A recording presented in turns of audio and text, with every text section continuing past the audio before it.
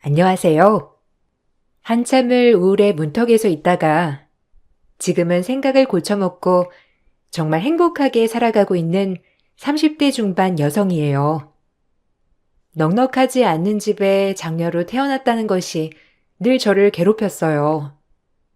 머리로는 내가 이 집을 꼭 일으켜 세우리라 라는 생각과 마음으로는 나도 남들처럼 그냥 부모님께서 다 지원해 주시고 공부만 하고 싶다는 생각이 늘 충돌하며 힘든 나날을 보냈어요. 불행이 계속 겹쳐온다는 말이 증명하듯 저희 부모님은 어렸을 적 일찍 사고로 돌아가셨습니다. 그쯤이 제가 중학교 때일 거예요. 그때도 그놈의 책임감이 뭔지 하나뿐인 동생에게 아낌없이 베풀어주고 싶었고 전 고등학교를 졸업하자마자 은행에 취직을 하였어요. 그리고 그때부터 동생의 뒷바라지를 시작했습니다. 저랑 나이 차이가 꽤 나는 동생이었기 때문에 동생은 제가 번 돈으로 학비 걱정 없이 학교를 다닐 수 있게 되었어요. 전 대학은 가지 못했지만 동생만은 저와 같은 길을 걷지 않길 바랬거든요. 용돈이라든지 공부하고 싶은 거 있으면 언제든지 언니한테 얘기해. 알겠지? 괜히 아르바이트 한다고 시간 낭비하지 말고. 그래도 우리 집 형편에 어떻게 내가 마음 놓고 공부만 해. 언니 힘들게 하는 거 뻔히 아는데 용돈이라도 벌어 써야지. 언니가 준다니까. 남들 다 가는 대학 너도 가야지. 넌 하고 싶은 거 하면서 살아. 그래야 언니가 이렇게 너한테 투자하는 게 아깝지가 않지. 너만은 돈 걱정 안 해도 되니까 돈 필요하면 항상 연락하고 추가적으로 공부할 거 있으면 언제든 얘기해. 내가 언니 은혜를 어떻게 다 갚을 수 있을까? 정말 고마워, 언니. 언니도 힘들 텐데 나까지 보살펴 주느라 하고 싶은 것도 못하고 너무 미안하고 고마워. 무조건 잘 되도록 노력할 거야. 그래서 언니가 나한테 아낌없이 베푼 만큼 다 갚아줄게. 동생도 마음은 편치 않았던지 기꺼이 아르바이트를 한다고 했지만 전 학창 시절에 동생이 공부만 하길 바랬어요. 이것저것 안 해본 아르바이트가 없는 저로서는 딱히 그 경험이 저에게 좋은 경험이었다고 생각하지 않았거든요. 동생을 설득시켜 공부를 하게 하고 전 제 할 일을 해 나갔습니다. 집에서는 동생을 뒷바라지하는 언니로, 밖에서는 열심히 돈을 버는 직장인으로서 말이죠. 제 나이 27 되던 해에 어느덧 동생은 고등학교를 졸업하고 한국에서 최고로 알아준다는 S대학교에 입학을 하게 되었고 그 길로 한시름 덜었다 생각했어요. 동생의 입학 통지서를 보자마자 눈물이 왈칵 쏟아져 나왔지만 애써 당연한 결과라고 동생 앞에서 으름장 놓기도 하였죠. 그리고 전 그때쯤 사랑하는 남자를 만났고 결혼을 약속하게 되었습니다. 어렵게 자란 거 다 알아. 내가 이제 너 힘든 거 같이 덜어주고 함께 행복하게 살아보고 싶어. 나랑 결혼해 줄래? 동생 뒷바라지 해야 하고 내 동생 아직 졸업하려면 멀었어. 내가 동생 일할 수 있을 때까지 책임지기로 마음 먹었고. 그래도 괜찮겠어? 엄마 아빠 돌아가셨지만 예전에 사업하다 실패한 게 있으셔서 그 빚까지 갚아야 돼. 그럼에도 이런 나 괜찮아? 당연하지. 내가 네 형편 모르고 애초에 만났던 것도 아니고 같이 짊어질 생각 충분히 있으니까 결혼하자고 하는 거야. 오빠는 괜찮아도 오빠네 부모님은 괜찮지 않을 수도 있어. 나보다 훨씬 똑똑하고 좋은 대학도 나왔는데 고졸 출신 며느리 반가워하지 않을 것 같아. 벌써부터 넘어야 할 게 많은 결혼 같은 느낌인데도 다 감당하고 나랑 결혼할 수 있겠어? 우리 부모님 그렇게 속물 아니셔. 아마 내가 좋다고 하면 당장이라도 허락하실 거야. 그러니까 너무 걱정하지 마. 오히려 힘들게 자랐다고 위로해 주실 분들이지. 너한테 대놓고 뭐라고 하실 분들 아니니까 지레 겁먹지 마. 내가 다 책임질게. 3년을 만나온 남친이 프로포즈를 할 때 참 설레기도 하면서 걱정이 제일 먼저 앞섰어요. 저보다 사회적 지위도 높고 대학도 나온 이 남자가 저랑 결혼을 하고 싶다는 말에 혹시라도 그 집 부모님께서 좋아하지 않으실까 걱정부터 되는 건 사실이었거든요. 남친이 끈질기게 저를 설득하였고 본인은 뭐든지 다 감내할 수 있다고 하면서 그렇게 결혼을 약속했습니다. 처음 시댁이 인사를 가던 날 의외로 시어머니는 저에게 사근사근 대해주시며 제가 걱정한 것보다 훨씬 더 저에게 잘해주시려고 노력하셨어요. 그동안 내가 무슨 생각을 한 거지? 라는 생각이 들 만큼 처음 본 남친의 어머님은 저에게 아주 살갑게 웃어주시며 마음을 편하게 해 주시더라고요. 그 모습을 보자 저조차도 무장해제된 채로 마음이 편했고 그런 모습을 본 남친도 흐뭇해했어요. 어서 와요. 내가 얼마나 보고 싶었는데 그동안 연애할 때도 한 번을 소개도 안 시켜주고 아주 궁금했잖아. 아, 정말요? 저도 이렇게 인사드릴 수 있어서 너무 좋아요. 오빠가 누굴 닮아 미남인가 했더니 어머님을 쏙 빼닮았네요. 어머, 그래? 아가씨 말도 참 센스 있게 하네. 일단 차린 건 없지만 어서 먹어요. 우리 집은 늘 이렇게 먹거든. 입에 맞을지 몰라. 와, 진수성찬인데요. 잘 먹겠습니다. 그리고 말씀 편하게 해주시면 더 좋을 것 같아요. 그냥 편하게 대해주세요. 그럴까? 하긴 이제 뭐 자주 볼 사이인데 편하게 하면 좋지. 그럼 내가 말도 놓고 좀 편하게 대할게. 얼른 식기 전에 먹어. 거봐, 내가 뭘 했어? 우리 엄마가 잘해줄 거라고 했지? 괜히 겁먹어서는. 엄마, 고마워. 효선이한테 따뜻하게 대해줘서. 그럼 당연하지. 우리 아들이 좋다고 데리고 온 아가씨인데 엄마가 잘 대해줘야지. 아가씨 잔뜩 먹고 이것도 먹어봐요. 걱정했던 거와는 달리 너무 잘해주셔서 오히려 기분이 좋았어요. 내가 너무 드라마를 많이 봤나? 보통 이런 경우라면 시어머니가 며느리를 못마땅히 해야 할 텐데 지극정성으로 웃어주고 잘해주시는 모습을 보니 한시름 놓았습니다.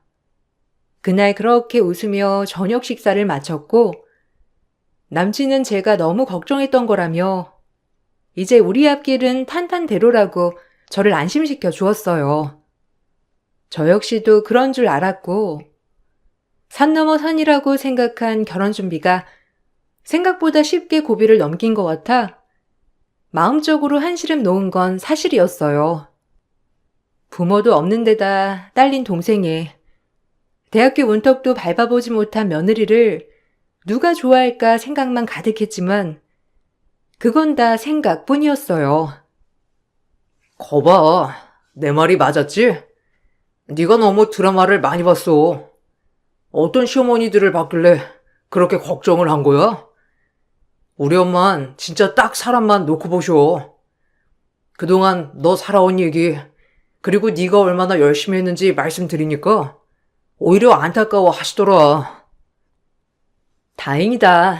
난 오빠네 집이 크게 사업도 하고 오빠도 아쉬울 거 없이 자랐으니까 혹시라도 나 같은 며느리 보고 싶어 하지 않을 줄 알았어.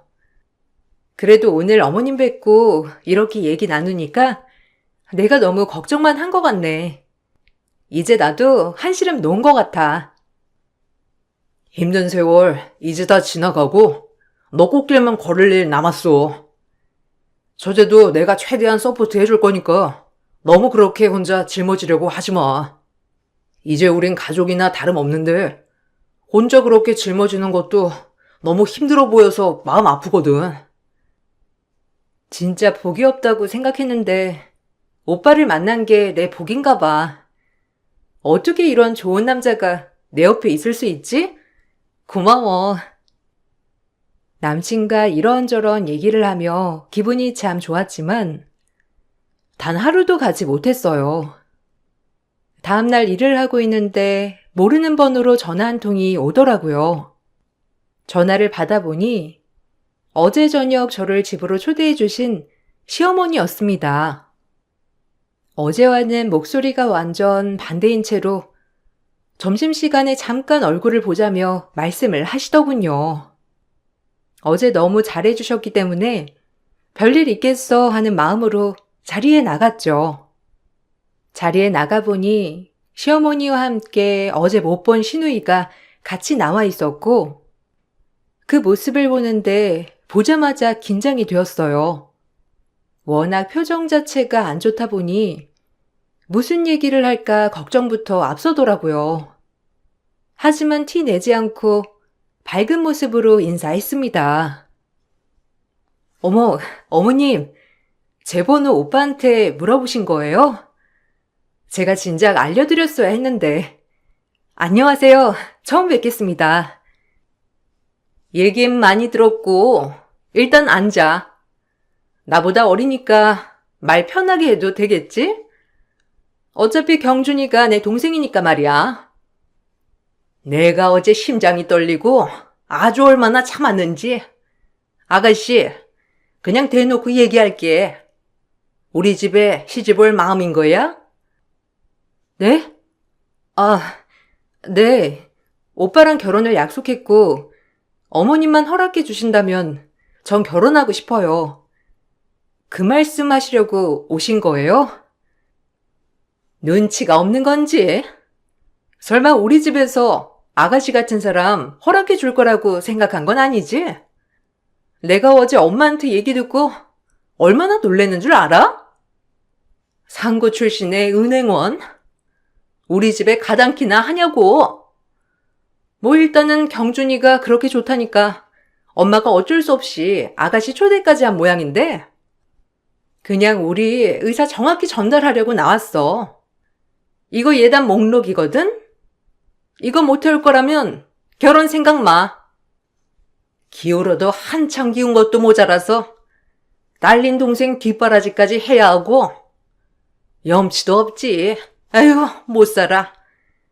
내가 우리 아들을 어떻게 키웠는데 이런 며느리 어쩌고 그렇게 지극정성으로 키운 줄 알아?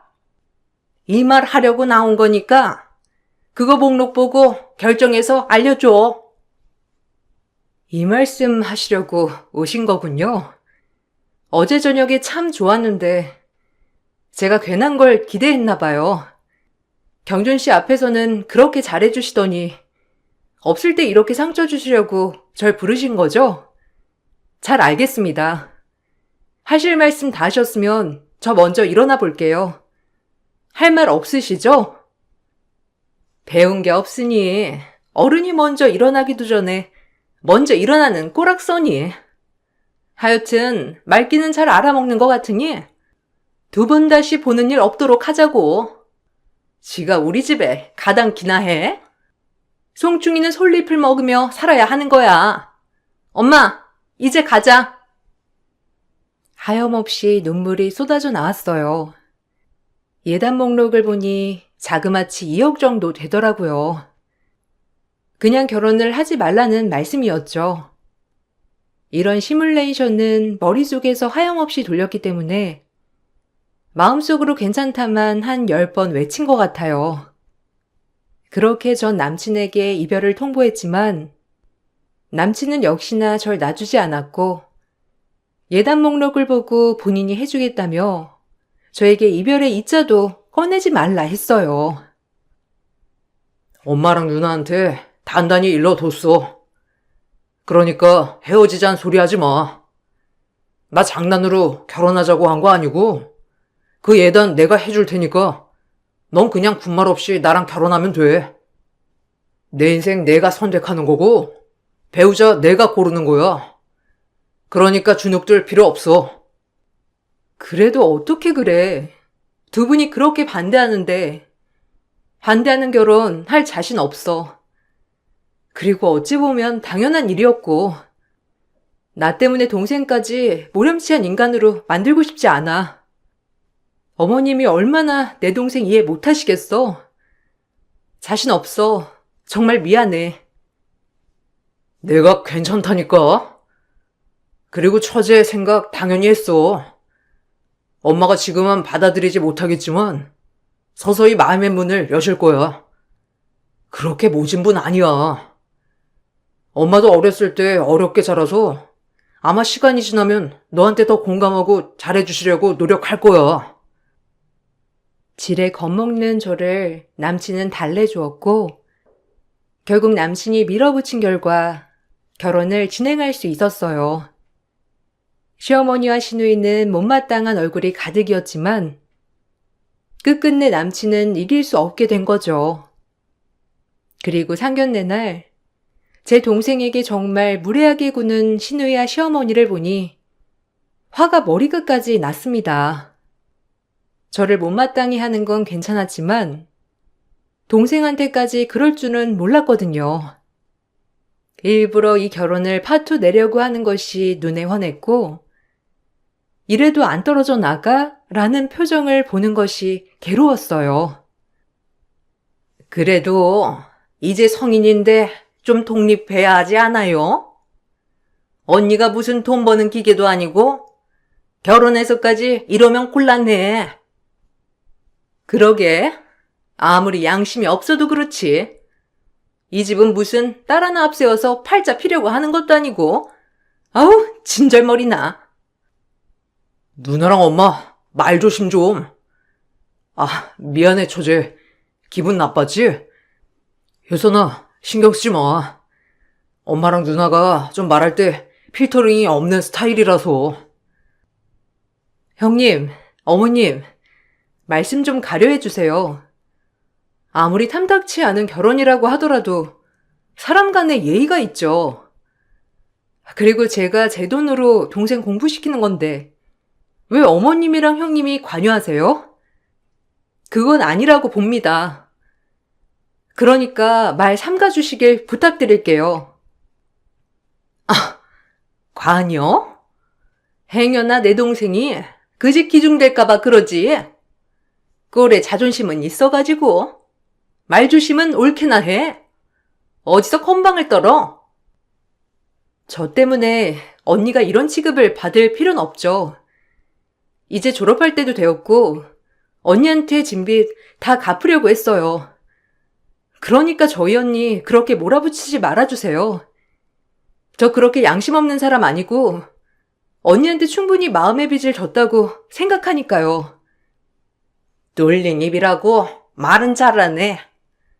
어쨌든 난 우리 경준이가 하도 졸라서 시키는 결혼이니까 뭐 나한테서 며느리 사랑 바라지도 마라. 이렇게 참고 결혼시키는 것도 엄청난 노력이니까 말이야. 그리고 분가는 안 돼. 이 집에 시집와서 3년은 우리 집안 가풍 익히고 그래야 되니까 지금 쓰던 경준이 방 쓰면서 사는 걸로 하지. 그게 싫다면 애초에 이 결혼 파투 내던지. 같이 사는 거랑 다 괜찮아요. 동생한테만 그렇게 말씀하지 말아주세요. 저희 자매 특별한 자매이기도 하고 어머님이랑 형님이 그렇게 말씀하실 권리 없으시잖아요. 일단 합가는 조건은 받아들이는 걸로 생각할 거니 그 부분은 걱정하시지 않으셔도 돼요. 상견례장에서 기분이 많이 상했지만 처음 이 모습을 본 동생이 더 걱정이 되었고 동생은 오히려 그런 저를 걱정해 줬어요.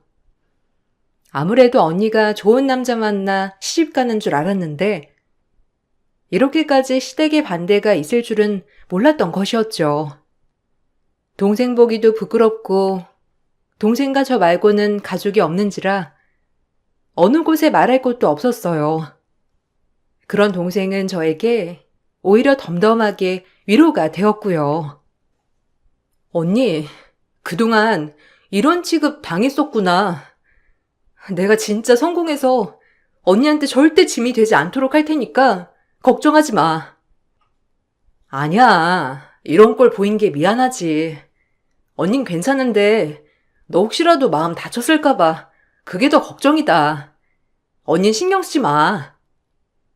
형부 진짜 좋은 사람인 거 아는데 시댁어른들 보통이 아닌 것 같아. 언니 정말 괜찮겠어? 엄마 아빠라도 살아계셨다면 당장에 이 결혼 반대할 것 같은데. 난 언니가 훨씬 행복해졌으면 하는 바람이란 말이야. 그동안 그렇게 고생했는데. 물론 안 힘들 순 없겠지만 경준 씨가 옆에서 방패가 되어줄 거야. 네 형부 진짜 좋은 사람인 거 잘 알잖아. 걱정 붙들어 매.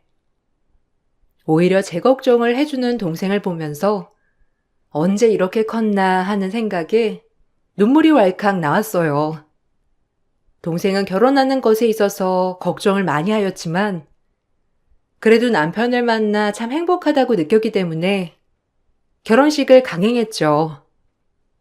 그래도 남에게 싫은 소리 한번 안 하고 늘 피해를 끼치기보다는 도움을 줬다고 생각했던지라 결혼을 한다고 하니 주변에서 이것저것 선물도 많이 들어오게 되었고 은행에서도 많은 축하를 받게 되었어요. 제 인생에 이런 일이 있나 싶을 정도로 결혼 준비 기간 내내 행복했습니다. 그리고 그 선물들은 자연스레 저희 시댁에 꾸린 신혼집으로 갖다 놓게 되었어요.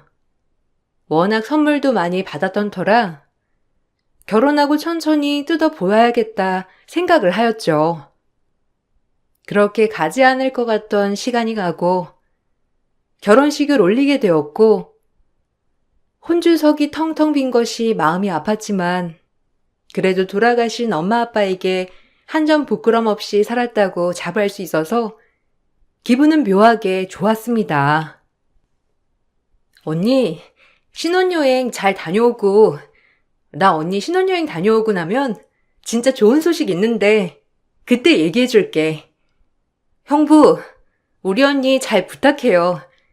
맛있는 거 잔뜩 먹고 사진도 많이 찍어 와야 해. 알겠지? 조심히 다녀와. 형부랑 싸우지 말고 실컷 놀다 와. 당연하지, 처제.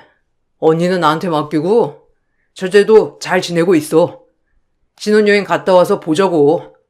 그럼 갔다 올게. 동생의 배웅을 받으며 신혼여행을 가게 되었고 신혼여행 내내 얼마나 행복했는지 살도 포동포동하게 올랐어요. 5박 7일이 어떻게 간지도 모른 채 손살같이 시간이 갔고 저희는 아쉬움을 뒤로한 채 한국으로 귀국을 하게 되었는데 친정이 없던 터라 바로 시댁으로 향했습니다. 친정은 없지만 그래도 이바지 음식 이것저것을 해서 시댁으로 복귀를 했는데 시어머니는 그런 저희를 쳐다도 보지 않으시더니 현관 앞에 서서 얼굴도 보지 않은 채 왔냐는 말만 하셨고 시누이는 그 옆에서 비아냥대듯 웃고 있었어요. 왔냐? 아니 뭘 그렇게 바리바리 가져왔어? 어차피 우리 집에 줘도 안 먹을 거를. 네가 이 바지 해봤자지. 노력이 가상하다 아주. 그래도 엄한 돈 썼네. 우리 집이랑 이바지 음식 급이 안 맞잖아. 어디서 이런 걸 먹으라고? 그지도 아니고 본 거 없이 자라서 그런가? 참 제대로 돈 쓸 줄 모른단 말이야. 누가 반긴다고 이런 조도 안 먹는 걸 가져오길? 너무하시네요. 그래도 어머님, 형님 좋아하는 거 한참을 고민하고 골라서 해온 건데 그렇게 꼭 말씀하셔야겠어요? 우리가 뭐 네 이바지 음식 받자고 결혼시킨 줄 아니? 뭘 우리가 좋아하긴 뭘 좋아해? 여하튼 마음에 드는 구석이라곤 하나도 없어. 제 말은 안중에도 없는 채 거실에서 한참을 뭘 하고 계시는 모습을 보고 뭘 하고 계시나 가까이 다가가서 봤더니 생각지도 못한 시어머니와 시누이 행동에 경악을 하고 말았죠. 신혼여행 다녀오니 내 결혼 선물을 허락도 없이 뜯고 있던 시모와 신우의 모습을 어떤 며느리가 이해해야 할까요? 화가 머리끝까지 나서 제가 따져대자 시어머니의 돌아오는 대답은 어처구니 없었어요. 당연하게 선물을 뜯어보면서 제 사생활 침해를 한 것도 모자라서 시어머니와 시누이는 오히려 당당하게 말했거든요. 지금 제 물건 함부로 뜯어보시고 뭐 하시는 거예요? 이거야말로 본데 없이 하는 행동 아닌가요? 누가 누굴 욕하는 거예요? 네 물건이 다 우리 집 물건이지. 어차피 다 나눠 가질 건데 좀 어떠냐? 그리고 네가 우리 아들 아니었으면 이런 집에 살 수나 있긴 하니? 언감 생심이지. 지 물건 좀 만졌기로써니 길길이 날뛰는 꼴이란. 이 큰 박스는 뭐야? 이것도 뜯어봐야겠다. 그러게 아주 웃겨. 지 물건이 어딨어? 이 집에 들어온 이상 우리 거나 다름없는 거지. 그렇게 네 거 내 거 구분하지 마. 정 떨어져. 제가 그럼 형님 선물 받은 거 다 뜯어봐도 괜찮으시겠어요? 그렇다면 저도 앞으로 형님 어머님 택배 다 뜯어서 볼게요. 한마디도 안 지지 아주. 이건 웬 스탠드야? 다 쓸데없는 선물만 받아가지고 이건 좀 쓸만하겠네. 이거나 뜯어봐야지. 시어머니는 제가 뭐라고 하든 말든 신경도 쓰지 않은 채 제 동생이 준 스탠드 상자를 뜯고 있었고, 우연히 이렇게 겹치기도 하는구나 싶었던 게 스탠드 상자를 뜯자마자 제가 한국에 도착한 걸 알게 된 동생에게 전화가 왔고, 일단 전화를 받게 되었어요. 그리고 동생이 저에게 해준 말은 가히 놀랍기 그지없었고, 전 그 전화를 받자마자 눈물이 멈추질 않으면서 너무 기뻤습니다. 언니, 한국 왔어? 기쁜 소식 전해주고 싶어서 그동안 내가 얼마나 참았는 줄 알아? 나 사실 5급 세무 공무원 됐어. 뭐? 정말? 진작 말해주지. 왜 지금에서야 말하는 거야? 너무 장하다, 내 동생. 7급도 아니고 5급이라니. 너무 멋진걸? 그리고 나 언니네 시어머니가 운영하는 회사 세무조사 맡게 되었어. 사돈 어른한테 전달 잘해줘. 업장에서 보자고 말이야. 내가 말했지? 언니한테 은혜 갚을 거라고. 두고 봐. 사돈 어른 언니 앞에서 설설기게 만들어줄 테니까. 우리 자매 다신 무시 못하게. 정말이야? 어떻게 이럴 수가. 잘 전달해 줄게. 너무 장하다, 내 동생. 기특해. 넌 언젠간 이렇게 성공할 줄 알았어. 언니 정말 기쁘다. 넌 어려서부터 머리가 좋아서 뭐든 다 잘 될 줄 알았는데 이렇게 잘 될 줄은 정말 몰랐어. 내 동생 너무 장해. 전화를 끊자마자 제 동생의 경악할 정체에 아까의 괄시는 온데간데 없이 온 집이 발발 떨기 시작했습니다. 시어머니는 크게 음식 장사를 하였는데 이 음식 장사가 잘 되어 체인점이 한두 곳이 아니었어요. 어느덧 법인 회사까지 키워내신 분이었죠. 그런 회사를 제 동생이 세무조사를 맡게 된 것이었고, 이러한 이야기를 해주자 시어머니는 안색이 급속도로 변하면서 벌벌 떨었죠. 법인 회사다 보니 회계장부도 빼돌렸고 세무조사 때마다 요리조리 피해가며 세금을 제대로 내고 있지 않는 회사였거든요. 아니 그럼 네 동생이 우리 회사 세무조사를 한단 말이야? 나 사돈처녀 좀 만나고 싶은데 어떻게 자리 좀 만들어주면 안 될까? 이제 와서 세무조사 받게 생겼으니 그렇게 무시하고 경멸하던 내 동생 만나고 싶나 보죠? 상견례 때 언니 든 걸 빼먹는다고 대놓고 무안 주고 우리 자매 무시하는 눈빛이 엊그제 같은데 세금 맞을까봐 벌벌 떠는 꼬락서니 보니 답이 딱 나오네요. 동생 보고 아주 열심히 세무조사 하라고 해야겠어요. 벌 받을 거 있음 따끔하게 받으시고 저랑 제 동생 무시한 대가 톡톡히 치르시길 바랄게요. 너 나한테 마지막으로 잘할 기회 주는 거야, 내가. 그러니까 동생한테 당장 세금 조사 멈추라고 말해줘. 아님 기한을 좀 늘려주던가. 갑작스럽게 일이 이렇게 되면 어쩌라는 거니? 내가 그래도 명색의 사돈인데 꼭 이렇게까지 해야겠냐고 전해줘. 사돈 취급은 해주셨고요. 이제 와서 웃기네요. 상견례 때 그렇게 제 동생과 저 멸시를 하고 지금도 저 사람 취급도 안 하니 제 물건 다 뜯어가며 함부로 뒤집어 본 거 아니에요? 그런데 이제 와서 사돈이니 봐달라고 하는 게 정말 역겨워요, 어머님. 저기 아까부터 야, 너 네 동생 믿고 지금 뻗대는 거야? 너 우리 엄마 회사 추징금 맞으면 진짜 내가 가만 안 둘 줄 알아. 가만 안 두면 어쩔 건데요.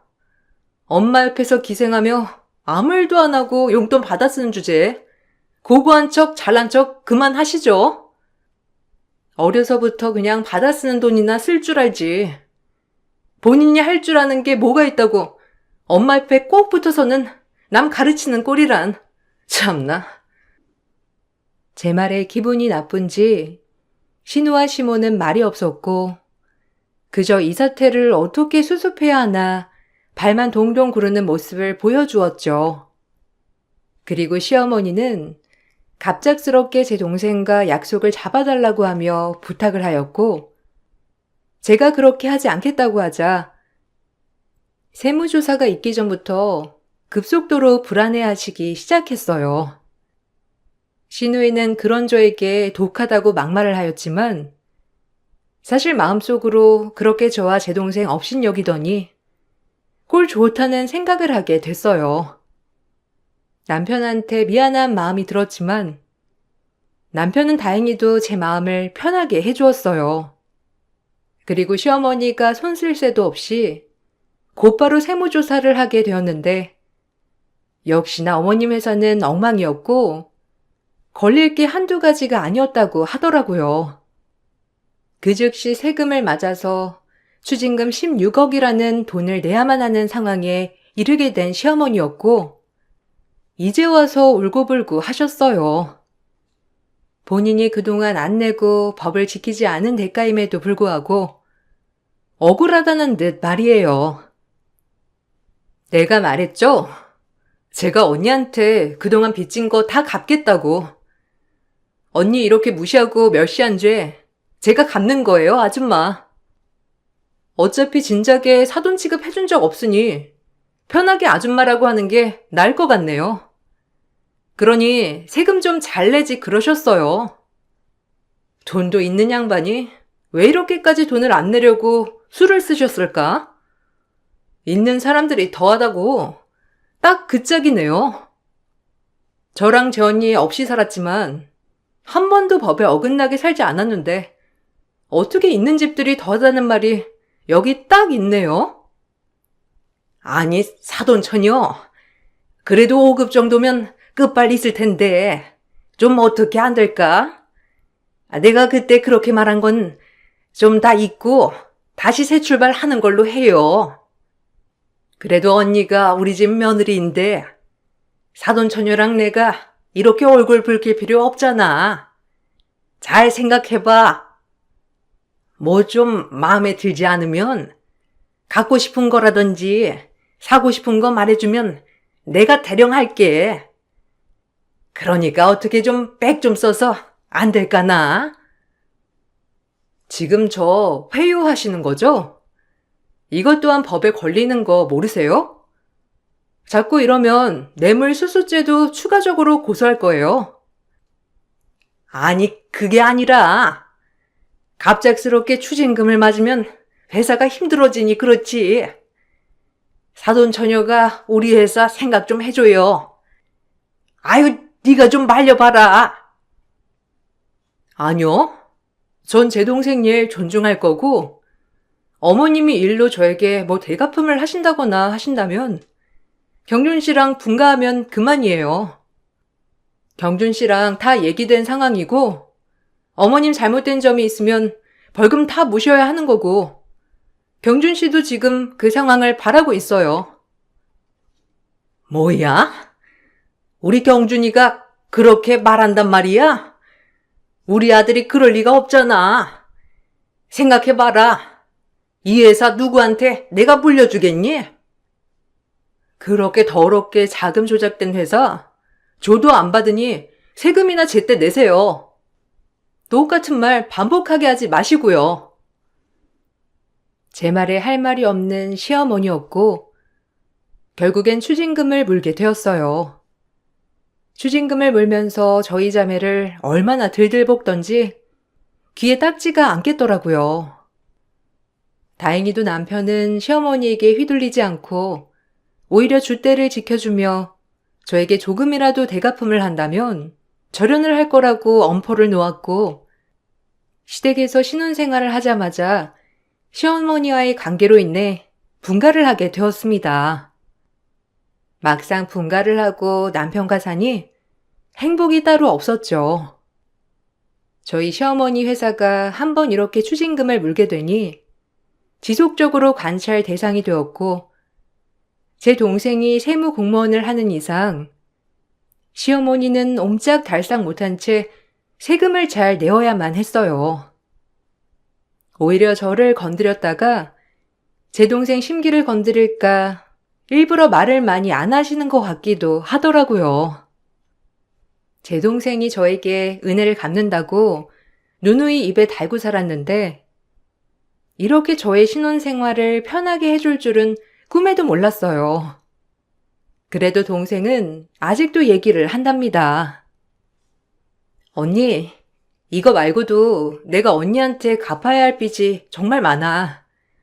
엄마 아빠 돌아가시고 진짜 한결같이 내 뒷바라지 하느라 고생한 울 언니. 내가 무슨 일이 있어도 언니한테 받은 은혜 더 갚으며 살아갈 거니까 기대해. 언니 아니었음 나 이렇게 되지도 않았어. 뭘 은혜야. 당연한 거지. 그래도 너 덕분에 언니 결혼 생활 참 편해졌다. 너무 고마워. 시어머니랑 시누이가 혹시나 너한테 내가 말이라도 잘못할까봐 얼마나 벌벌 떨어댔는데. 이제야 숨 좀 쉬겠다니까. 고마워 정말. 내 동생 기특하고 또 기특해. 언제든 얘기해. 그 집구석 내가 코를 아주 납작하게 해버릴 테니까. 이제 내 걱정 말고 언니만의 행복을 찾아. 그래야 내 마음도 편하지. 지금 모든 걸 다 갚을 순 없겠지만 살면서 두고두고 언니 은혜 안 잊고 살 거야. 내가 언니 아니었으면 여기까지 올 수 있었겠어? 그렇게 말해줘서 너무 고맙다. 너한테 뭘 바란 일은 아니지만 덕분에 네가 너무 잘 커준 것 같아서 내가 떳떳이 살 수 있을 것 같아. 그리하여 저는 동생의 도움으로 시댁에서 편해졌고 남편도 차라리 엄마가 이 기회에 회사에 대한 운영을 깨끗하게 한다는 것이 오히려 좋은 기회 같다며 저에게 절대 미안해하지 말라고 하더라고요. 지금은 저희끼리 따로 나와서 살고 있기 때문에 시어머니와는 부딪힐 일이 많이 없답니다. 오히려 혹시라도 분란 날까, 아들과 절연하게 될까 제 눈치를 많이 보시게 되었어요. 다 동생 덕분이죠. 결혼하기 전 저에게 막말을 한 것과 제 동생에게 모멸감을 준 것이 잊혀지진 않지만 그래도 지금 남편과 이렇게 행복하게 살 수 있음에 정말 좋은 것 같아요. 제 과거가 많이 힘들고 고단하다고만 생각했는데 이제야 보상받는 느낌이 들고 내 인생 항상 요즘만 같았으면 좋겠다라고 종종 생각한답니다. 이 행복을 유지하려면 저 역시도 나태해지지 않고 노력을 해야 되겠다고 많이도 생각하지만 지금은 아무 생각 없이 그저 이 행복만을 누리고 싶다는 생각을 많이 하게 되는 날인 것 같아요. 지나고 보면 참 그런 세월 내가 어떻게 버텼지라고 생각이 들지만 그래도 제 옆에 동생이라는 가족, 사랑하는 남편이 있어서 가능했던 시간 같아요. 여러분들도 힘드시더라도 언젠간 좋은 날이 올 거라는 기대감을 가지고 지내시길 바랄게요. 제 글 읽어주셔서 감사합니다. 안녕하세요. 저는 오늘도 행복한 하루를 보내고 있습니다. 각자의 인생에는 각기 다른 삶의 방식이 있다고 생각하는데요. 저는 지금 함께하고 있는 우리 아이가 좋은 삶을 개척해 살아갈 수 있도록 든든한 지원군 역할을 담당하고 있습니다. 벌써 5년이라는 시간이 흘렀네요. 그동안 정말 많은 일들이 있었습니다. 지금도 진행형이라고 할 수도 있겠네요. 하지만 두려울 건 없습니다. 마음으로 낳은 제 소중한 딸이니까요. 지금으로부터 5년 전 인터넷을 보다가 우연찮게 하나의 기사를 읽고 가슴이 아팠습니다. 위탁 가정이라는 글이었는데 평범하지 못한 가정에서 자란 아이를 시설에서 보호를 해주다가 잠시 동안 다른 가정에서 임시 보호를 해주는 게 위탁 가정인데 시설에 오기 전까지 힘들었을 아이의 생각에 가슴속 깊은 곳에서 울렁거렸고 결혼한 지 3년째 되던 해 아이가 아직 없었던 저에게 임시로 보호를 해주면서 경험해보는 것도 나쁘지 않을 거라 생각해 남편과 이 문제로 오랜 기간 대화를 하게 되었습니다. 그리고 충분한 상담을 받았고 저희 가정은 충분한 자격이 있어 임시 보호해주기로 결정을 하게 되었네요. 어려운 결정이었고 양가 집안 모두 반대를 하였지만 저희의 굳은 의지를 꺾을 수가 없었습니다. 그렇게 두근거리는 마음으로 첫 만남을 가졌고 낯설어 경계를 하고 있는 9살 정도 되는 아이를 보며 밝은 얼굴로 먼저 다가가 인사를 하게 되면서 이슬이의 부모가 되었습니다.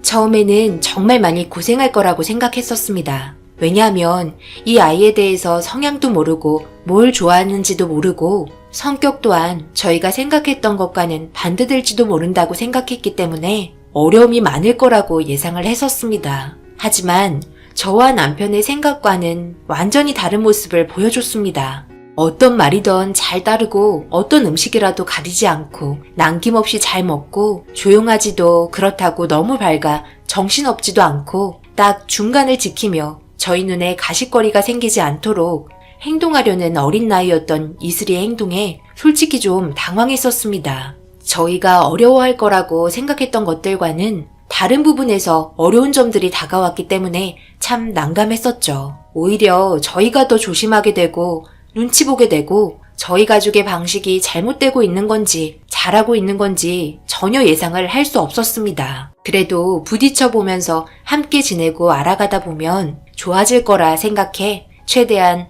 어색한 표정 짓지 않고 자연스럽게 진짜 부모처럼 행동하려고 정말 많이 노력했었습니다. 그렇게 하루 이틀 살다 보니 점점 어색함보다는 한 가족이라는 느낌도 많이 들고 남편과 저에게 의지도 하려는 이슬이의 모습에 이런 게 자식 키우는 느낌이라는 걸 경험할 수 있었습니다. 그러다 보니 동정과 관심보다는 점점 이슬이에게 사랑의 감정이 제 마음속에 자리 잡아갔고 그렇게 1년이라는 시간이 흘렀을 때 예상치 못한 일들이 제 감정을 힘들게 하기 시작했네요.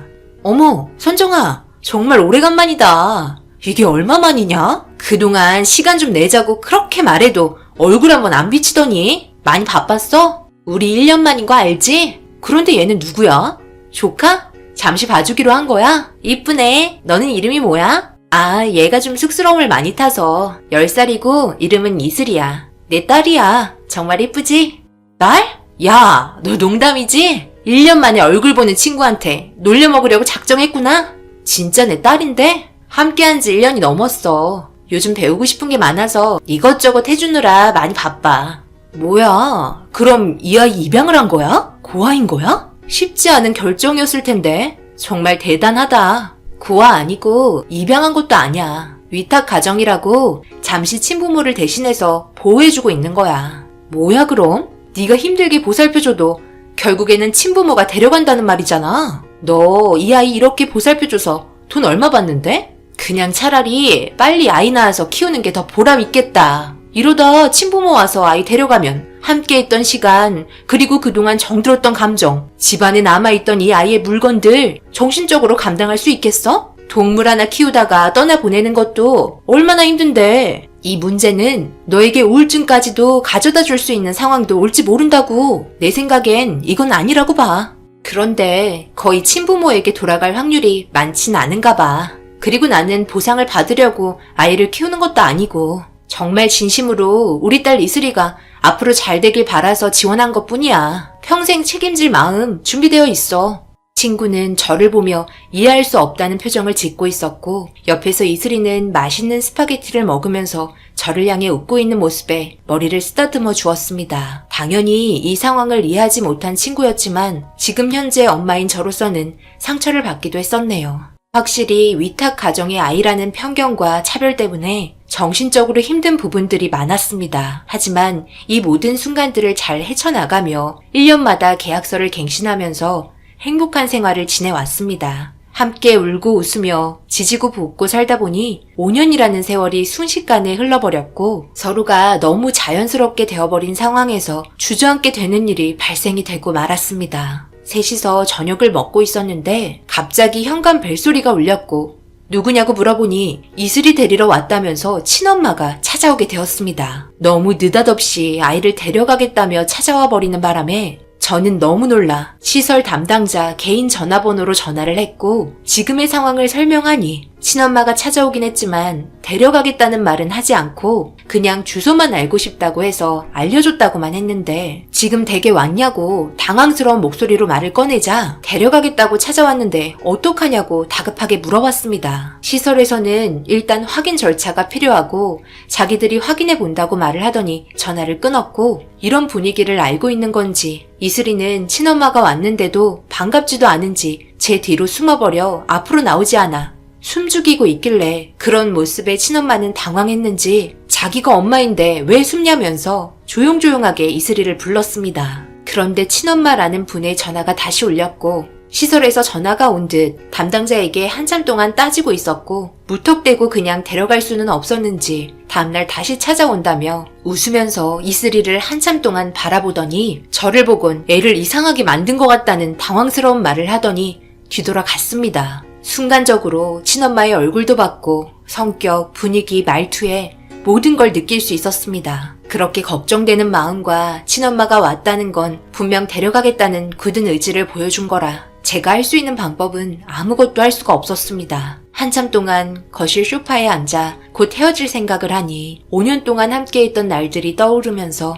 제 마음속 깊은 곳에서부터 감정이 북받쳐 올라 결국 눈물이 터지고 말았습니다. 흐느끼고 있는 소리에 남편도 거실로 나와 저를 안아주며 위로해 주었습니다. 곧 떠나게 될 거라는 걸 알고 있는지 작은 방에서 친엄마가 온 후부터 나오지 않는 이슬이가 걱정돼 남편을 안방으로 보내고 눈에 눈물을 훔친 후 노크를 하고 작은 방으로 들어갔습니다. 이슬이는 옆으로 누워 이불을 덮고 있었고 저는 그 옆에 조심히 앉았습니다. 이제 알 건 다 알게 된 나이인 14살의 이슬이는 제가 온 걸 알면서도 자고 있는 척하고 있었지만 울음을 애써 참고 있는지 이불을 덮고서도 어깨가 들썩였고 그 모습이 불쌍해 머리를 쓰다듬어 주니 저를 바라보며 결국 펑펑 눈물을 흘리면서 속마음을 꺼냈습니다. 엄마, 나 버리지 마. 내가 잘못했어. 제발 이대로 모든 상황을 끝내려 하지 마. 나한테 잘 지내라고 말하지 마. 나도 사랑받고 싶어. 엄마가 미안해. 더 많은 걸 해주지 못해서 너무 미안해. 이런 시간이 이렇게 빨리 오게 될 거라고는 정말 생각지도 못했어. 엄마도 우리 딸이랑 함께 살아가는 지금 이 순간이 너무너무 좋아. 우리 헤어지는 거 아니야. 또 만날 수 있어. 그러니 너무 걱정하지 마. 얼굴을 이불에 파묻은 채 오열을 하고 있는 이슬이의 등을 쓰다듬어주며 괜찮다고 이제 원래의 자리로 돌아가는 거라고 진정시켜 주려 했지만 제 감정도 진정시킬 수 없어서 한참 동안 함께 눈물을 흘리고 말았습니다. 시간이 좀 지나자 울다 지쳐 잠이 들어버렸고 그 모습을 한참 동안 바라보았습니다. 이슬이가 5년 동안 지내던 방에는 저와 함께 찍은 사진들과 학교를 다니면서 공부했던 흔적들이 고스란히 있었습니다. 잘 자고 있는 아이의 숨소리가 작은 방에 울려 퍼졌고 그런 모습들을 보면서 조각난 기억들이 하나둘 떠오르기 시작했습니다. 소중했던 기억들 중 하나를 고른다면 이슬이와 처음 만났을 때 어색하게 서로 바라보며 인사를 나눈 첫 만남이 저에게는 가장 소중했던 시간이었네요. 그때 우리가 만나지 않았다면 이런 감정과 행복 또한 느껴볼 수 없었을 테니까요. 몇 시간 후면 이런 행복한 기억들이 제일 아픈 기억으로 남아버릴 텐데 친엄마가 이슬이를 데려가는 시간이 찾아온다고 생각하니 너무 마음이 아팠습니다. 사정이야 있었겠지만 5년 동안 얼굴 한번 안 비치다가 갑자기 찾아와 데려간다는 게 이해할 수 없었습니다. 마지막인 시간 자고 있는 이슬이 옆에서 밤을 지새웠고 날이 밝아오자 언제 다시 만나게 될지 몰라 냉장고에 있는 맛있는 식재료 모두 다 꺼내 아침 준비를 했습니다. 눈이 팅팅 부은 상태로 눈을 비비며 거실로 나와 음식하고 있는 바쁜 저를 도와주며 서로가 앞으로 오게 될 상황에 대해서 마음의 준비를 하고 있었습니다. 상다리 부서질 정도로 아침을 준비했고 마지막이 될 식사를 하고 점심때쯤 오겠다는 연락을 받았던 저희는 친엄마와 담당자를 기다리고 있었습니다. 약속 시간이 다가오자 마음이 떨렸고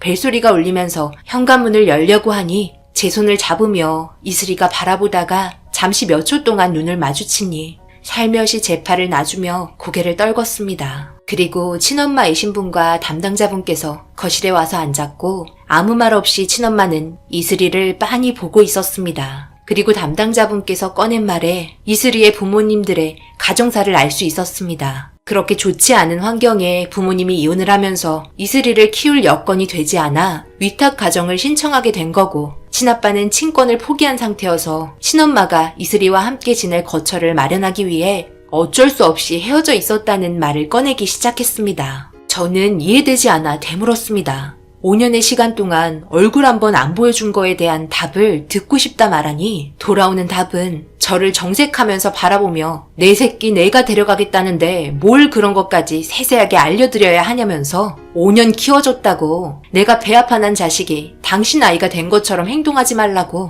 저를 보며 소리치기 시작했습니다. 너무 당황한 나머지 오해라며 진정시켜주려 했지만 상황이 좋아지기는커녕 불을 지피고 있어 아무 말 없이 가만히 있었습니다. 그렇게 친엄마는 이슬이를 데려갔고 제대로 된 작별 인사조차 하지 못해 너무 마음이 아파 남편을 끌어안고 울고 말았습니다. 그렇게 이슬이가 떠나가고 빈자리만 남아버린 작은 방과 어두워진 분위기의 집안 공기는 저희 가족을 정신적으로 너무 힘들게 했네요. 그렇게 보고 싶어도 볼 수 없는 시간을 보낸 지 일주일이 흘렀을 때 전화 한 통이 왔습니다. 이슬이의 친엄마였고 따로 만나서 이야기 좀 하자며 신경질적인 말투로 자기 말만 하고는 끊었습니다. 약속 장소에 30분 정도 먼저 와서 자리를 잡았고 시간이 되니 이슬이 친엄마분께서 저를 보며 다가와 앉았습니다. 그리고 꺼낸 말에 저는 너무 충격을 받았네요. 일단 제가 또 약속이 있어서 그러니 용건만 간단하게 말할게요. 재산이 얼마나 있으세요? 저번에 집안을 좀 둘러보니까 못 사는 것 같지는 않고 돈 좀 꽤나 있을 것 같은데? 우리 딸 데려가면 아주 잘 키워줄 수 있겠어요? 그래서 하는 말인데 제가 이슬이 태어날 때부터 그래도 위탁 가정에 보내기 전까지 키웠으니 그에 따른 보상 금액을 어느 정도 준다면 다시 이슬이 돌려드릴 수 있는데 어떻게 생각하세요? 이슬이 걔가 아주 못 봐줄 정도로 가짜 부모한테 엄청나게 감정 몰입이 되어 있더라고요. 그쪽이랑 헤어진 후 지금까지 말 한마디 없이 밥도 잘 안 먹고 지내고 있어요. 예전에는 그래도 이 정도까진 아니었는데 저는 뭐 이 아이 키우고 싶어서 데려온 건 줄 아세요? 부모라는 이유 하나 때문에 매일같이 죄책감에 시달려서 잠도 안 와서 데려왔어요. 저도 그동안 힘들었었다고요. 남편은 바람 펴서 떠나버리고 혼자서 아등바등 살고 있는데 나도 자식 새끼 아니면 자유의 몸일 텐데 왜 나만 이런 고통을 받아야 하나 싶어서 그래서 위탁가정 보냈어요. 그런데 얘가 지금 하는 짓 때문에 참고 살려 했지만 더 정 떨어져 버렸네요. 저번에 헤어진다고 엄청 오열하시던데 5년 동안 정이 많이 들긴 했나 봐요. 진짜 자신이 부모라도 된 것처럼 감정이입이 되신 거예요? 그럼 진짜 부모가 될 수 있도록 기회를 드릴 테니 성인이 되기 전까지 절대로 데리러 오지 않을게요. 변호사한테 물어보니 성인이 되면 제 도움 없이 자유로운 의사에 따라 법률 행위를 할 수 있고 더 이상 친권의 효력에 대해서 문제 삼지 못한다고 하더라고요. 그러니까 3억 어때요? 그래도 9년 정도 키웠으니 그 정도 값은 주셔야 다시 돌려보내드릴 수 있을 것 같아요. 어때요? 생각 있어요? 이슬이 보고 싶잖아요. 평생 부모가 되는 건데 3억 그거 비싼 금액 아니에요? 지금 뭐라고 했어요? 이슬이가 물건이에요? 이게 뭐 하는 짓이에요? 처음부터 여기에 온 목적은 돈 때문에 그런 거였죠? 이 사실 이슬이가 알아요? 진짜 당신 같은 사람의 뱃속에서 태어난 이슬이가 너무 불쌍하네요. 아, 됐고. 당신한테 그딴 말 들으려고 지금 여기 나온 거 아니니까 생각 있으면 다시 연락 주세요.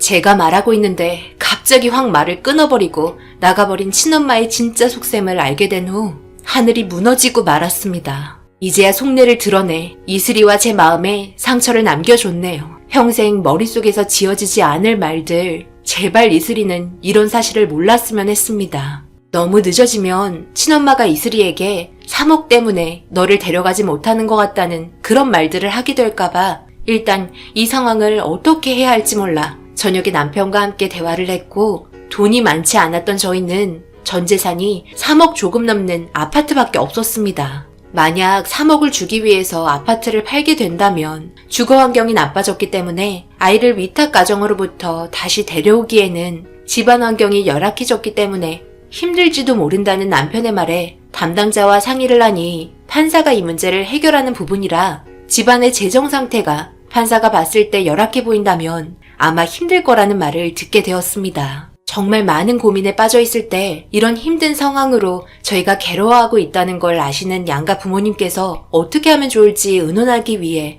저희 집에 모였습니다. 5년이라는 시간 동안 양가 집안 모두 친딸처럼 생각하면서 함께 지냈었다 보니 쉽게 넘어갈 문제가 아니었기 때문이죠. 그렇게 모두 모여 머리를 싸매고 내린 결정은 양가 부모님께서 1억 5천씩 지원을 해주기로 합의를 봤습니다. 이 돈은 나중에 저희가 모두 다시 갚기로 이야기가 끝이 났고 그렇게 친엄마와 다시 만나게 되었습니다. 저는 가지고 있는 서류 봉투를 건넸고 그 안의 내용은 2번 다시 이슬이를 만나지 말아야 하며 만약 이 문제를 번복하게 됐을 때 지급받았던 3억의 2배인 6억을 주겠다는 약속이 적혀있는 내용들이었습니다. 법적인 문제에 있어 이 내용이 적혀있는 각서는 법적으로 효력이 있는 내용들이 적혀있기 때문에 사인하고 도장을 찍는 순간 아이에 대한 권리는 저에게 넘어오는 거였습니다. 변호사와 이 문제에 대해서 많은 대화를 했었고 미성년자이기 때문에 부모 둘 다 친권 포기를 할 수 없도록 법으로 정해져 있어 지금 상태는 유지해야 한다는 조건은 어쩔 수 없이 붙게 된다며 친엄마의 행동들을 볼 때 이 상황들을 손해보면서까지 다시 번복하는 일은 없을 것 같다며 각서의 효력은 충분하게 있으니 걱정하지 말라는 변호사의 답변에 충분히 고민하고 결정하게 되었습니다. 친엄마는 고민도 없이 서류에 도장을 찍었고 멀지 않은 곳에서 이슬이와 다시 만나게 되었습니다. 저를 보며 달려와 안아줬고 저도 이슬이를 보는 순간 눈물이 쏟아지고 말았네요. 어떤 식으로 만나는 건 중요하지 않습니다. 서로에 대한 진심이 중요한 거죠. 저는 이 아이를 위탁 가정을 통해 알게 되었지만 지금은 제가 이 아이의 엄마입니다. 평생 함께하기로 약속했고 좋은 부모가 되도록 정말 많이 노력하려 합니다. 가정들이 어떻든 간에 자기 자식을 포기한 그 사람에게 받은 상처들 제가 치료해주고 싶습니다. 저희 가족이 내리게 된 결정, 어떤 분들은 뭘 그렇게까지 하냐 라고 말씀하시는 분들 분명 계실 겁니다. 하지만 저희가 느꼈던 감정과 이슬이에게 받았던 사랑은 돈으로 환산할 수 없을 정도로 너무나 큰 선물이었네요. 이제 진짜 시작이겠죠. 지금까지는 연습에 불과했다면 이제부터는 실전이 되는 것 같습니다. 저희 가족이 앞으로 어려움이 오더라도 잘 헤쳐나갈 수 있게 많은 격려와 힘이 될 수 있는 응원의 댓글 적어주시면 정말 감사하겠습니다. 이슬이와 함께 평생 행복하게 살도록 하겠습니다. 제 사연 읽어주신 분들 언제나 행복하시고 좋은 일 가득하시길 바랍니다. 안녕하세요. 이번에 겪었던 일들 여러분들께 풀어보려고 이렇게 사연 남겨봅니다. 회사 동료의 권유로 시작하게 된 산악 동호회는 자신에게 잘 맞는지 몇 번을 다니기 시작하더니 젊은 나이에 산악 대장까지 하면서 정말 열심히 다니고 있습니다. 제가 모든 진실을 알게 된 순간부터 다니지 않겠다고 했지만 모든 상황이 밝혀진 상태인데 덮으려고 해봤자 무슨 소용이 있겠어요. 어차피 끝낼 각오하고 저질렀다 생각합니다. 남편이 처음으로 산악 동호회에 가입하고 등산을 시작했을 때 정말 많이 걱정했었습니다. 문제는 주변 지인분들께서 가입하고 활동하는 순간 가정과는 거리가 멀어지고 들어오지 않은 날이 허다하며 나중에는 돌아오지 못할 일들까지 저지르게 된다는 걱정스러운 소문들의 말에 솔직하게 제 감정을 남편에게 털어놓았었습니다. 하지만 남편은 그런 거 없는 건전한 동호회라는 걸 강조시켜 주었고 단체 사진도 보여주면서 그날 있었던 일들에 대해서 숨김없이 이야기해 줬습니다. 그렇게 오랫동안 별 문제 없이 산행을 다니고 있었는데 그런데 갑자기 저에게 이번에는 부부 동반 모임이라며 함께 가질 수 있겠냐고 물어보더군요. 여보, 이번에 나랑 같이 산에 갈래? 이번에 부부 동반 모임인데 함께 가면 좋을 것 같아서. 내가 산악 대장이기도 해서 보이는 이미지가 있잖아. 옆에서 같이 등산하면서 회원분들이랑 이참에 좀 친해지는 것도 괜찮을 것 같은데. 부부끼리? 나는 등산도 잘 못하고 산을 그렇게 좋아하는 편은 아니라서 무조건이 아니라면 그냥 혼자 다녀와. 그러지 말고 이번에 당신도 사람들끼리 좀 친해지고 얼굴도 좀 익히면 좋잖아. 앞으로 한두 번 얼굴 볼 사이도 아닐 텐데. 다음에 우리 집에 와서 술도 한잔 하기로 했거든. 뭐? 우리 집에 와서 술도 한잔 한다고? 뭘 그렇게까지 해? 동네 술집에서 한잔하고 들어오면 되는 거지. 나 이것저것 준비하는 것도 힘들어. 그러니까 집에는 데리고 오지 마. 그건 나중 문제니까 일단 부부 동반 한번 가자. 내 체면도 좀 살려주라. 부탁할게. 나도 당신이랑 좋은 추억 하나 만들고 싶다고.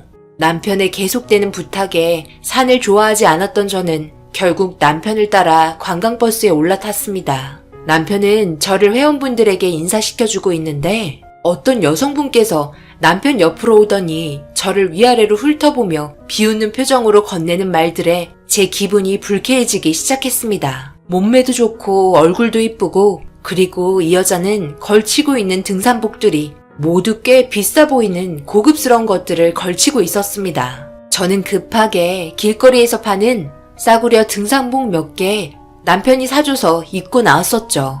어머, 안녕하세요. 말씀 많이 들었어요. 대장님 아내분 되신다고요? 저는 등산 갈 때마다 외롭지 않게 항상 옆에서 말동무해주는 장미연입니다. 오늘은 아쉽게도 옆자리에 앉을 수 없겠네요. 좋으시겠어요. 이렇게 자상하고 멋진 남편분 두셔서요. 매번 혼자 온다고 얼마나 저를 잘 챙겨주시던지 너무 부럽네요. 뭘 또 그렇게까지 얘기해. 내 와이프 괜히 오해할라. 오늘 부부 동반이긴 하지만 아닌 사람들도 함께 오거든. 내가 통솔하는 입장이다 보니까 주말에도 빠질 수가 없겠더라고. 서로 의지하면서 등산하니까 좋기도 하고. 미연씨, 오늘은 혼자 잘할 수 있지? 아, 뭐예요, 대장님. 아내분 오셨다고 지금 저 외톨이 만드시는 거예요? 너무 서운한데요? 다음부터 다른 산악 동호회 알아봐야 되겠네. 두 분의 사랑이 너무 질투나네요. 저를 가운데 세워두고 자기들끼리 뭘 하고 있는 건지 남들이 보기에는 꼭 사랑 싸움하는 것처럼 티격태격 하고 있었습니다. 저는 그냥 별말 없이 조용히 산에 올랐고 산을 좋아하지 않았던 저는 정상까지 겨우 올라갔네요. 그렇게 모두가 사진 한 장 찍고 잠시 쉬고 있는데 다른 회원분들이랑 대화하고 있는 아까 그 여자분을 계속 쳐다보면서 있길래 뭔가 심상치 않아 남편 등산화를 툭툭 치면서 째려보니 아까 자기가 한 말에 토라진 것 같다며 걱정을 하고 있는데 그 말에 순간 화가 머리 끝까지 차올라 남편에게 이럴 거면 부부 동반 모임 왜 같이 오자고 했냐고 화를 내기 시작했습니다. 그제서야 제 마음을 눈치챘는지 미안하다며 바로 꼬리 내렸지만 더 화가 치밀어 오른 건 정상에서 내려갈 때였습니다. 저는 힘들게 나무 잡고 천천히 내려가고 있는데 제 앞에서 그녀에게 천천히 내려오라며 손을 내밀었고 연약한 발목 부러질 수도 있으니 자기가 사용하는 스틱 쓰라고 건네주고 있었습니다. 그녀가 제 눈치를 보면서 아내분은 어떡하냐고 말을 하자 남편은 바로 제 발목은 무쇠 발목이라 절대 부러지지 않는다고 강하게 말하길래 그 말에 상처받아 더 이상 아무 말도 하고 싶지 않아 그냥 혼자 내려왔습니다. 남편이 저보다 다른 사람들을 더 챙겨주는 모습에 너무 화가 나 집에 도착할 때까지 아무 말도 안 하고 있었습니다. 그렇게 집에 도착 후 남편과 저는 대판 싸우기 시작했네요. 그런데 제가 화를 내고 있는 게 이해되지 않는다며 되려 이상한 사람 취급하는 것처럼 쳐다보기 시작했습니다. 뭐 그런 거 가지고 화를 내? 내 체면이 뭐가 되냐? 같은 회원 식구고 힘들어하면 도와줄 수도 있는 거지. 지금 그거 가지고 나한테 화낼 문제야? 부부 동반으로 갔으면 밝게 웃으면서 농담도 주고받고 하는 거지. 그렇게 속이 좁아서야 다음부터 부부 동반 데려갈 수나 있겠어? 정말 창피해서 죽는 줄 알았다. 다들 당신 어디 안 좋냐며 불편해해서 내가 정말 창피했어. 그래? 내가 창피했어? 이게 다 누구 때문인데. 밖에 나가면 나를 더 챙겨줘야 하는 거 아니야? 그리고 부부 동반 모임이면 당연히 더 신경 써줘야지. 그 여자가 당신 마누라야? 내가 마누라 아니야? 이해하려고 웃으면서 참아보려 했지만 산에서 내려갈 때 뭐라고 그랬어? 내 다리는 무쇠다리고 그 여자 다리는 새다리냐? 농담도 정도껏 해야지. 그런 발언은 우리 부부의 이미지만 깎아먹는다는 거 몰라? 그 여자가 삐져있는 건 걱정은 되면서 내 마음 상한 건 안 보여? 이런 놈을 사랑하고 결혼한 내가 잘못이지. 정말 실망이야. 다시는 안방 들어올 생각하지 말고. 그리고 산악 동호회도 나가지 마. 그런 데 나가니까 사람이 점점 이상하게 변하고 있네. 내 말대로 이제는 동호회 모임 나가지 마. 산악 대장이고 뭐고 다 때려치워. 차라리 그냥 뒷산이나 혼자 올라갔다 내려와. 그걸로도 충분하니까.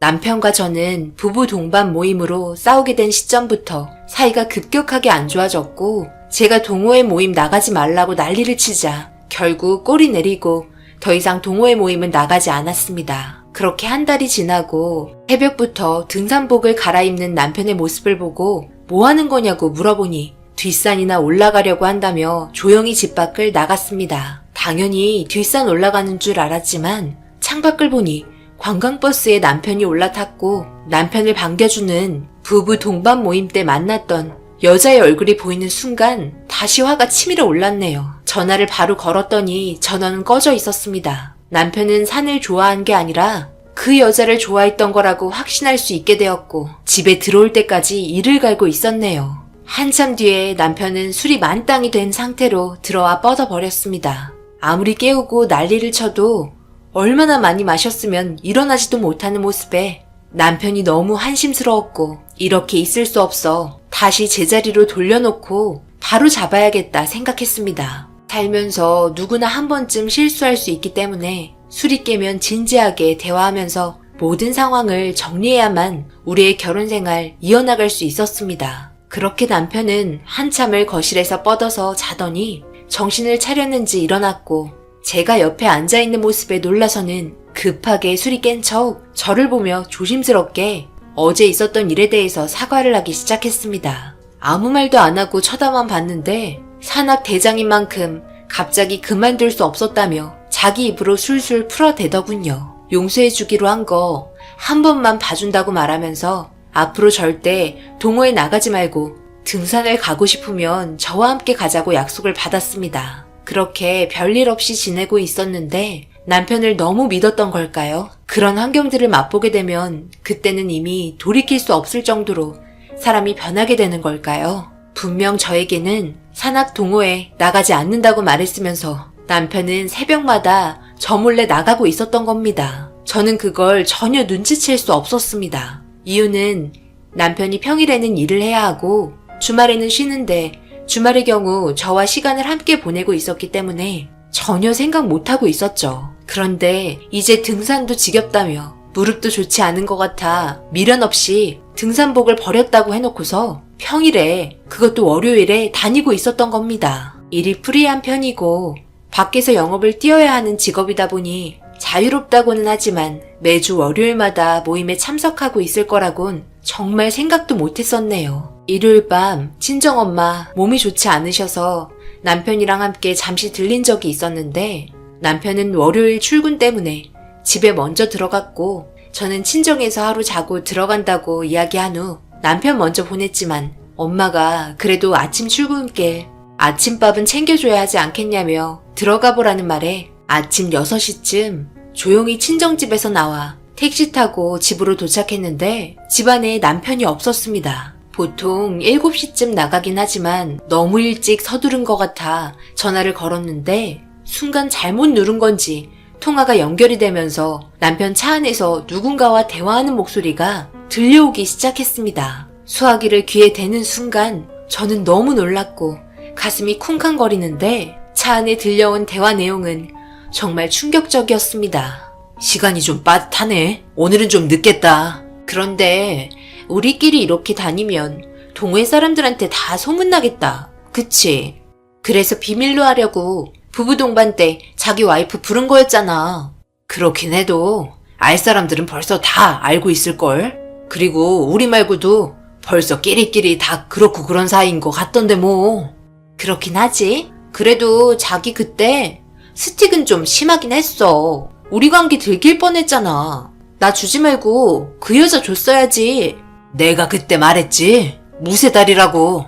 절대 안 부러져. 자기 다리는 야리야리해서 넘어지기라도 하면 정말 큰일 난단 말이야. 나 그때 솔직히 좀 삐져있긴 했어. 등산 가방에 스틱 있었는데 일부러 안 꺼낸 거다. 몰랐지? 근데 확실히 대놓고 만나는 거보다 몰래 만나는 게 더 재미있고 심장 떨리는 것 같아. 스릴 있잖아. 내일 우리 집에 물건 좀 옮겨야 하는데 도와줄 수 있지? 당연하지. 아침 일찍 가면 되는 거지. 주말에 만날 수가 없으니 많이 답답하다. 최대한 조심하고 있긴 한데 와이프가 이 사실 알게 되면 분명 이혼하자고 길길이 날뛸 테고 그에 대한 위자료 소송에 돈 나가는 건 장난 아닐 텐데 우리 진짜 조심해야 하는 거 알지? 뭐 어때? 이참에 그냥 나랑 새 살림 차리면 되는 거지. 뭐가 문제야? 나는 두려울 거 하나 없어. 우리가 함께한 시간 6년이야.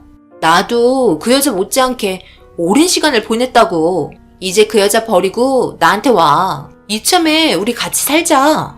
그렇게 남편의 핸드폰에서 들려오는 대화 소리를 모두 녹음해 두었고 뒤늦게 통화 연결되어 있다는 걸 눈치챈 남편은 핸드폰을 바로 꺼버렸고 너무 화가 난 저는 다시 전화를 걸어봤지만 남편은 받지 않았습니다. 그 여자의 입김 때문인지 한참 뒤에나 집에 들어왔고 왜 이제 들어왔냐고 물어보는 제 말에 어차피 걸린 거고 빨리 들어와봤자 달라질 거 없을 것 같아. 이왕 이렇게 된 거 제가 원하는 거 해주겠다고 저보다 더 큰 목소리로 화를 내고 있었습니다. 너무 기가 막혀 멍하니 바라보고 있자 남편은 기다렸다는 듯이 언제 준비한 건지도 모를 이혼 서류를 제 얼굴에 던졌습니다. 믿는 구석이 있으니 저러는 거 잘 알고 있었습니다. 저에게 너무나 큰 상처와 수치심에 남편이 원하는 대로 핸드폰에 녹음된 파일과 그리고 차 안에 있던 블랙박스를 떼서 증거물로 제출하고 이혼 위자료 소송과 정신적인 피해 보상 그리고 저희 가정을 파탄낸 그 여자에게도 소송을 걸어 위자료를 받아냈습니다. 그런데 그 여자의 소송 위자료까지 남편이 모두 내줬다는 걸 알게 된 후 제 속은 골이 깊어질 대로 깊어졌지만 어차피 이혼했고 이제 신경 쓸 일 없다 생각하며 남편 없이 홀로 살아갔습니다. 그렇게 외로이 지낸 지 1년이 넘어갈 시점에 갑자기 저에게 전 남편이 찾아와 용서를 빌기 시작했습니다. 그러면서 하는 말이 그 여자와 새 살림을 꾸리려고 했고 원하는 대로 모든 걸 다 줬는데 그 여자가 알고 봤더니 애 둘 달린 이혼녀에 재산까지 모두 털어갔다며 완전 꽃뱀이었다고 한탄하더니 이런 자기 자신이 너무 후회돼 다시 제자리를 찾고 싶다며 과거의 일들 땅을 치고 후회하고 있으니 한 번만 기회를 달라고 눈물을 흘리면서 애원하기 시작했습니다. 아내를 버리고 다른 사랑을 찾으려 떠난 사람인데 이제 와서 기회를 달라며 제 앞에서 자존심 버리고 무릎 꿇고 있는 모습이 너무 한심했네요. 결국 빈털터리에 혼자가 되어버린 남편 얼굴에 굵은 소금 한 바가지 뿌리며 다시는 찾아오지 말라고 소리쳤습니다. 이런 남자와 살면서 아기가 없었다는 거에 하늘에 감사합니다. 습관성 유산으로 예전에 임신을 하려고 몇 번을 시도했었지만 계속되는 실패에 정신적으로 너무 힘들어 포기하고 살았었는데 만약 아이를 가지게 된 상태로 이런 일이 벌어졌다면 생각만 해도 끔찍하네요. 그동안 남편의 속내를 하늘이 아셨는지 불쌍한 저를 도와준 것 같습니다. 평생 동안 자기 잘못 뉘우치며 살길 바랍니다. 앞으로 살아갈 인생 꽃길만 펼쳐졌으면 좋겠네요. 제 사연 읽어주신 분들 항상 좋은 일 가득하시길 바랍니다. 감사합니다.